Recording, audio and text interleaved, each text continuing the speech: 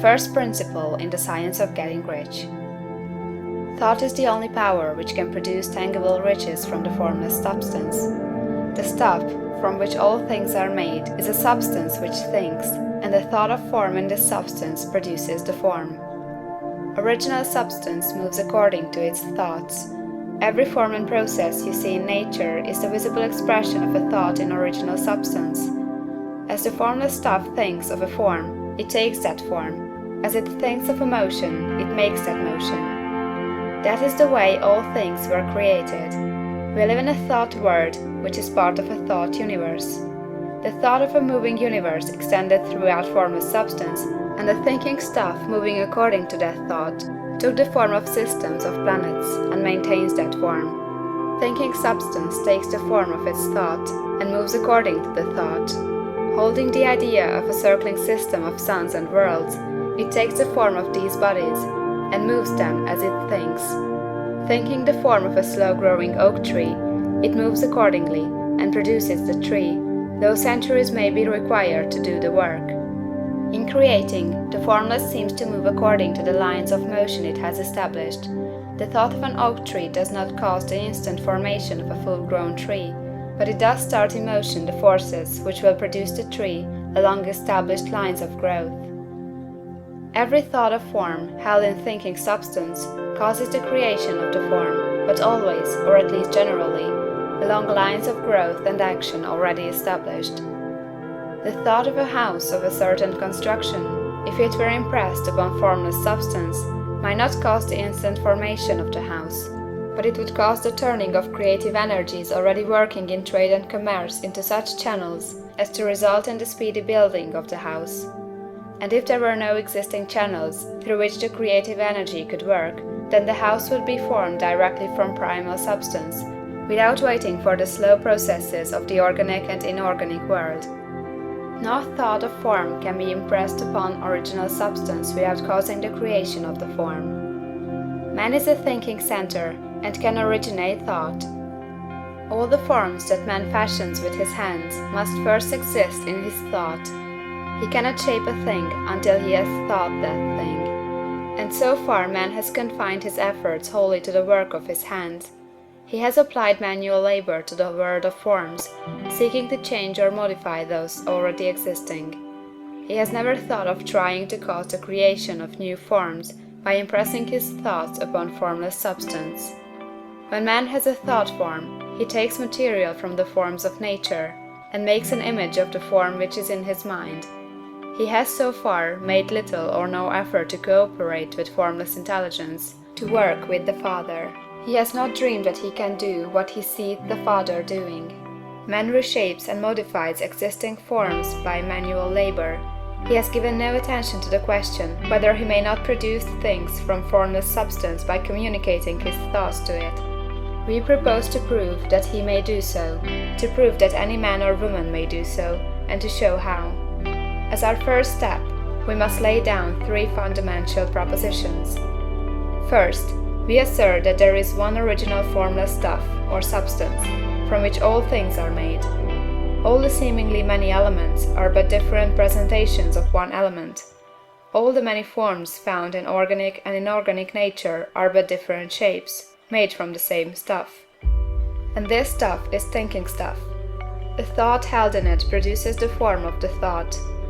Thought, in thinking substance, produces shapes. Man is a thinking center, capable of original thought. If man can communicate his thought to original thinking substance, he can cause the creation or formation of the thing he thinks about. To summarize this, there is a thinking stuff from which all things are made, and which, in its original state, permeates, penetrates, and fills the interspaces of the universe.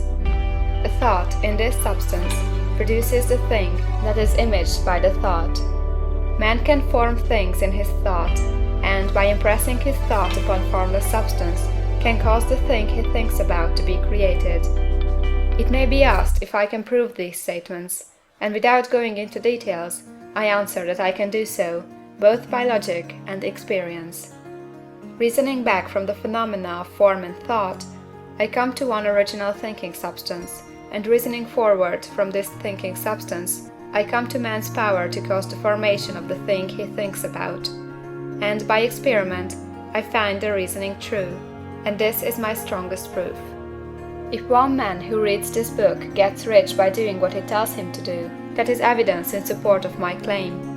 But if every man who does what it tells him to do gets rich, that is positive proof until someone goes through the process and fails. The theory is true until the process fails, and this process will not fail, for every man who does exactly what this book tells him to do will get rich.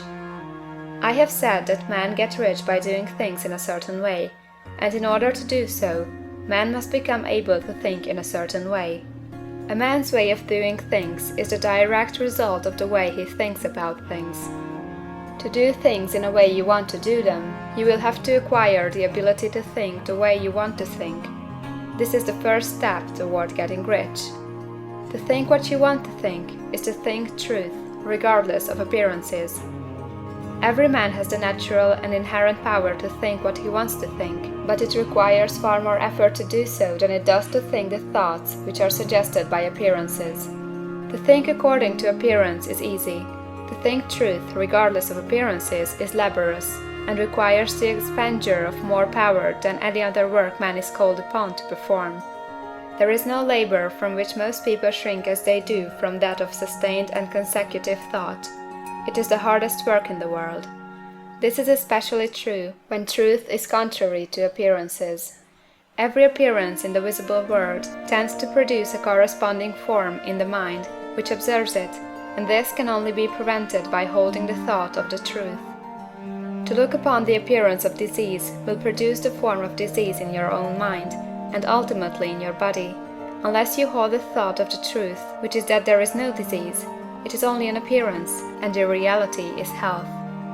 To look upon the appearances of poverty will produce corresponding forms in your own mind, unless you hold to the truth that there is no poverty, there is only abundance.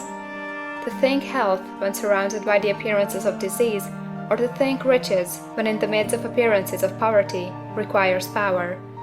But he who acquires this power becomes a mastermind. He can conquer fate, he can have what he wants.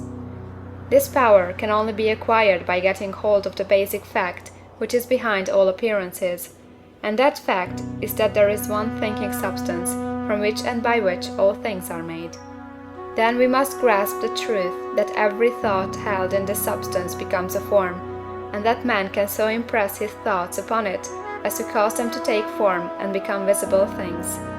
When we realize this, we lose all doubt and fear, for we know that we can create we want to create, we can get what we want to have, and can become what we want to be. As a first step toward getting rich, you must believe the three fundamental statements given previously in this chapter, and in order to emphasize them, I repeat them here. There is a thinking stuff from which all things are made, and which, in its original state, permeates, penetrates, and fills the interspaces of the universe. The thought in this substance produces the thing that is imaged by the thought. Man can form things in his thought, and, by impressing his thought upon formless substance, can cause the thing he thinks about to be created. You must lay aside all other concepts of the universe than this monistic one, and you must dwell upon this until it is fixed in your mind, and has become your habitual thought. Read these creed statements over and over again, fix every word upon your memory, and meditate upon them until you firmly believe what they say. If a doubt comes to you, cast it aside as a sin. Do not listen to arguments against this idea. Do not go to churches or lectures where a contrary concept of things is taught or preached. Do not read magazines or books which teach a different idea. If you get mixed up in your faith, all your efforts will be in vain. Do not ask why these things are true, nor speculate as to how they can be true. Simply take them on trust. The science of getting rich begins with the absolute acceptance of this faith.